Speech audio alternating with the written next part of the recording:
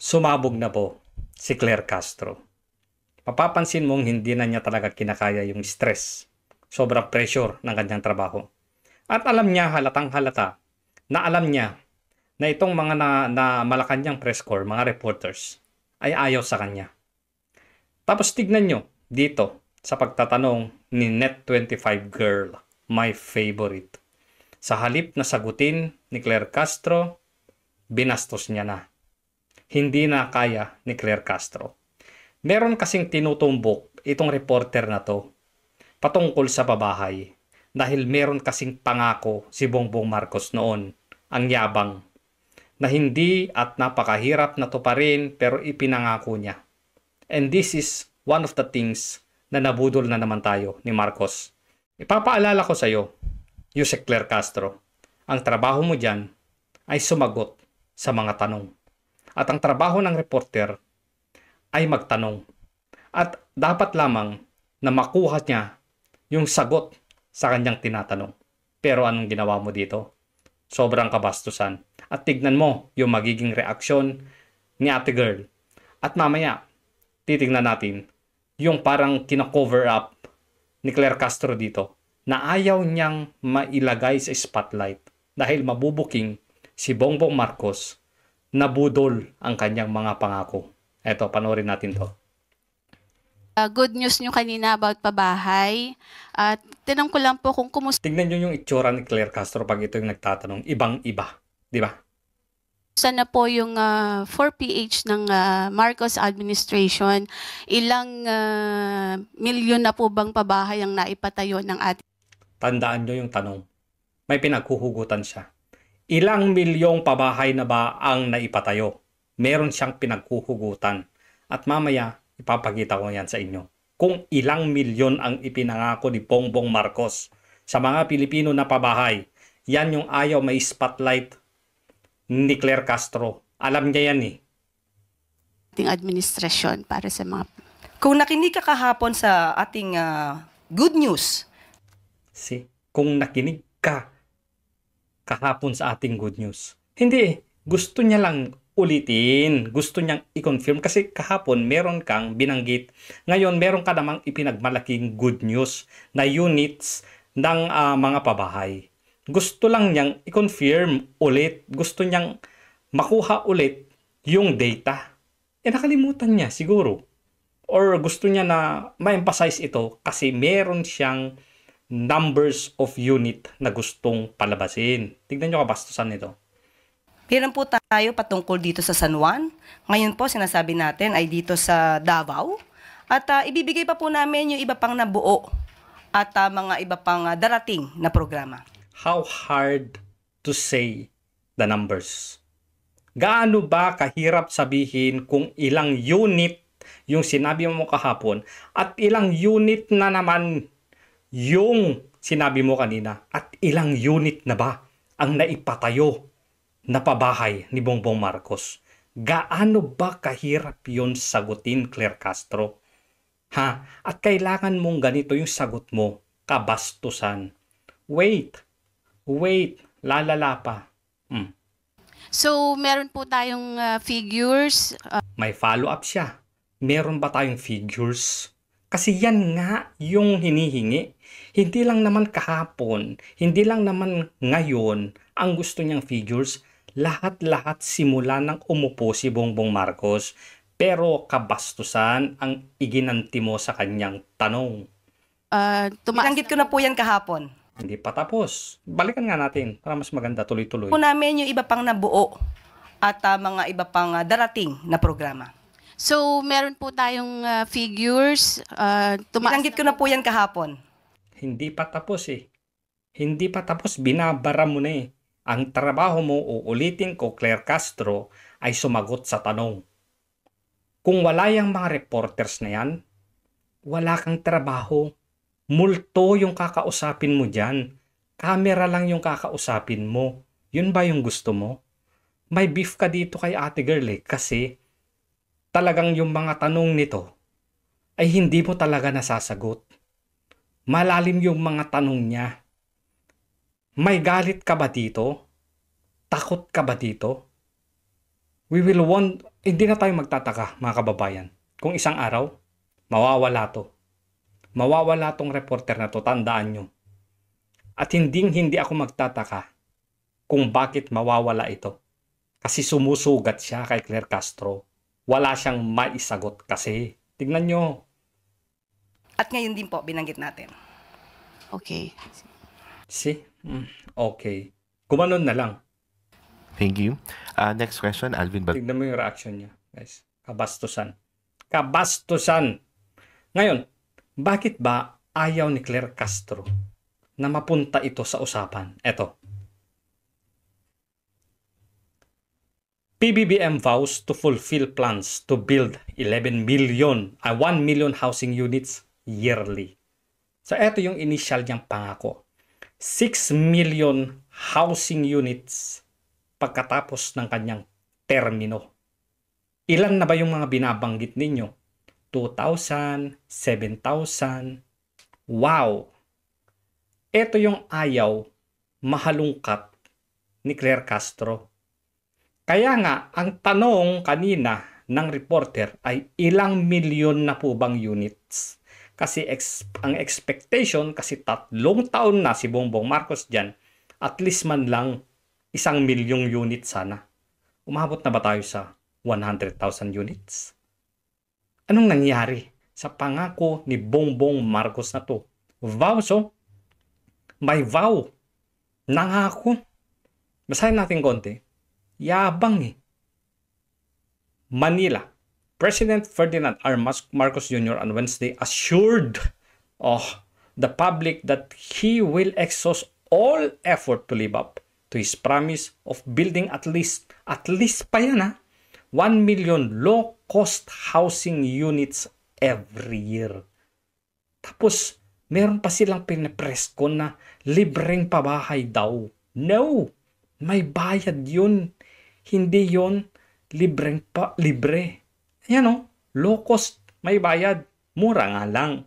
Pero ang sinasabi nila, libreng pabahay. Gagi. Marcos made the commitment during the groundbreaking of Palayan City Township Housing Project in Nueva Ecija, and he pledged to help the homeless and minimum wage earners whose dream is to own a home. Ang galing. Ang sasarap pakinggan ng mga pangako. And hindi lang yan, guys. So, alam na natin na yung tanong ni Ate Girl ay valid. Ilang milyon na ba ang unit ang napatayo? Ilang milyong unit na ba ang nagawa?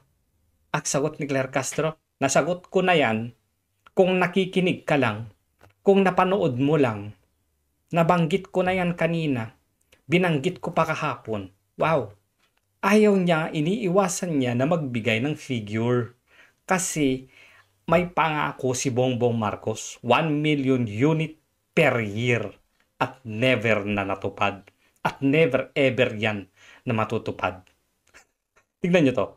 Pati si Romualdez. Inayunan din niya. President Marcos targets of 6 million housing units attainable. Attainable daw sabi ni Romualdez.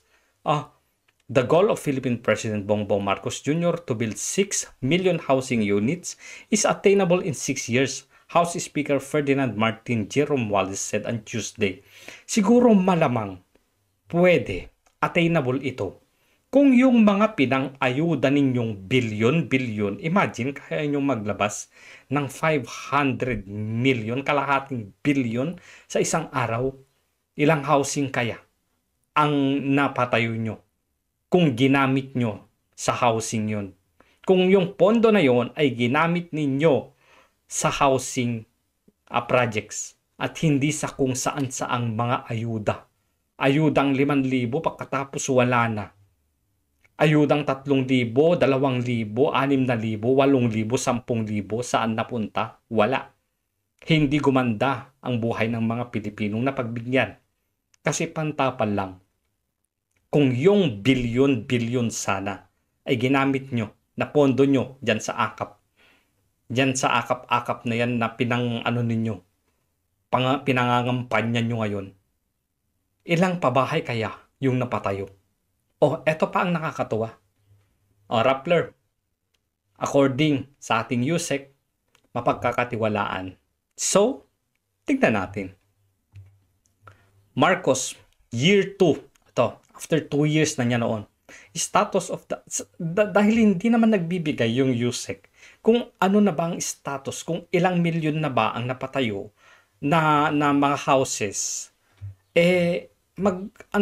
Dito na lang tayo sa Rappler. At ang, 2 years ago pa. Kasi yung trabaho ni USEC na sabihin at i-update tayo ay hindi niya ginagawa. So, anong gagawin natin? Itong report 2 years ago. 2024 pala to. Okay lang. 2024. Mid-2024. Status of the administration's promises, progress, and backlogs. Punta tayo dito sa baba. Ito. Status update Marcos year 2 promise tracker. Ito yung pangako niya. Ito yun, addressing housing backlogs. Ang sabi niya, ito yung promise niya. Gagawin namin lahat para maabot yan. Kung di tayo makakaabot this year, ipapaspas natin yun next year para average natin 1 million a year. Marcos Jr. at Cebu City, February 2023. Tapos na ang February 2024. Nasaan na? Wala. Ito yung pinaka-update.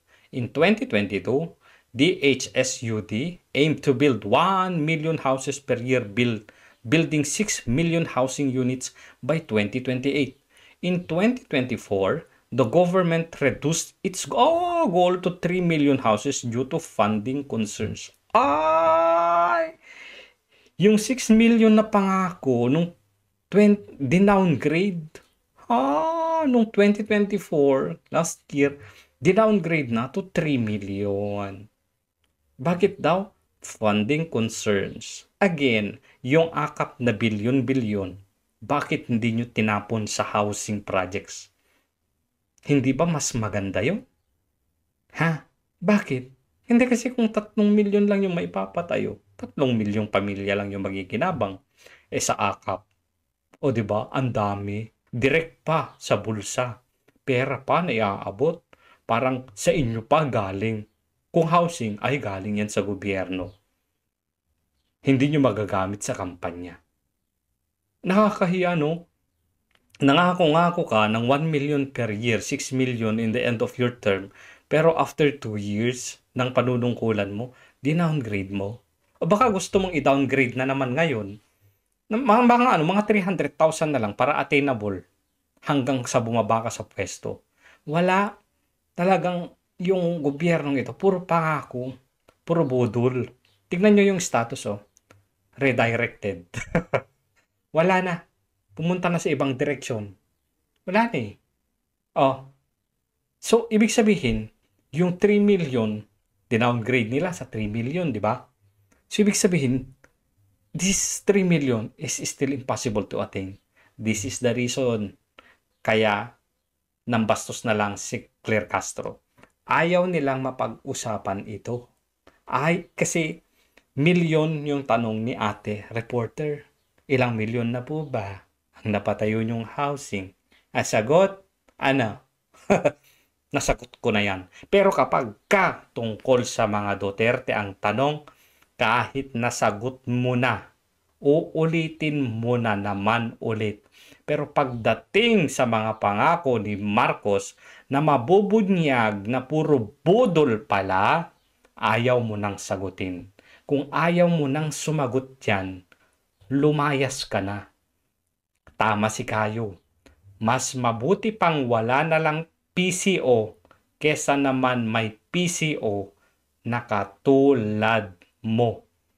Kaysa naman may PCO na puro bullshit lang ang pinagsasasabi sa mga Pilipino. Yung mga sagot ay puro bullshit lang. Hindi na-address yung question. Kung hindi, paikot-ikot-ikot ka lang sa kabullshitan mo. Wala ka ng ibang ginawa dyan kundi sirain ang mga Duterte at paikutin ng paikutin ang mga Pilipino.